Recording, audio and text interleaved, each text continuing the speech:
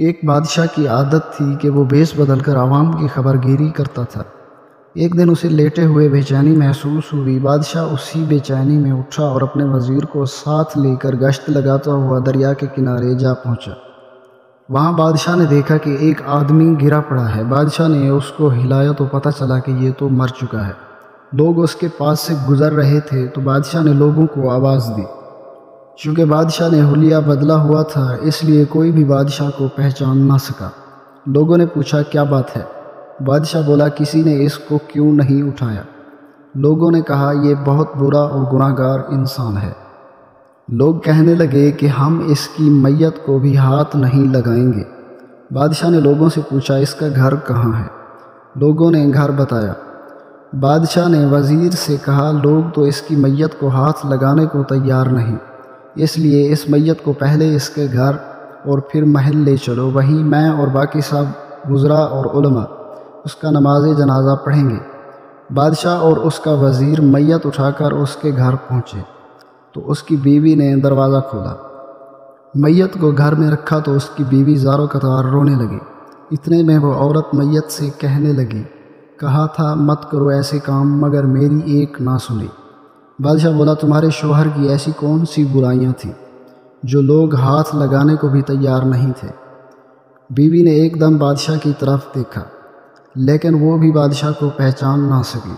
وہ کہنے لگی میں گواہی دیتی ہوں کہ میرا شوہر اللہ کا ولی ہے، نہایت عبادت گزار اور نیک انسان تھا۔ بادشاہ متعجب ہوا اور کہنے لگا وہ کیسے؟ وہ عورت بولی در حقیقت میرا شوہر روزانہ شراب خانے جاتا اور شراب لا کر گھر میں ایک گڑھے میں گرا دیتا اور کہتا چلو کچھ تو گناہ مسلمانوں سے ہلکا ہوا۔ اسی طرح ہر رات ایک بری عورت کے پاس جاتا اور اس کو ایک رات کی اجرت دے کر کہتا اپنا دروازہ بند کر لے کوئی تیرے پاس نہ آئے۔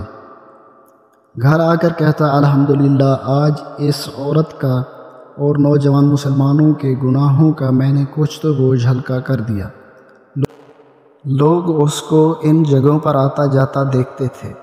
میں خاوند سے کہتی تھی کہ یاد رکھو جس دن تم مر گئے لوگ نہ تمہیں غسل دیں گے، نہ تمہارا نماز جنازہ پڑھیں گے اور نہ تم کو دفنائیں گے۔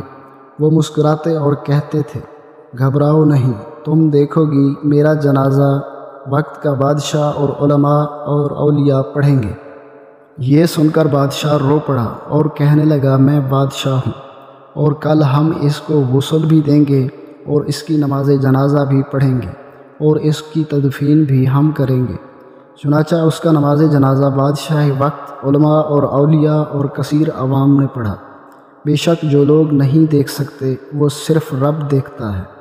لوگ تمہارا ظاہر دیکھتے ہیں اور اللہ باطن دیکھتا ہے۔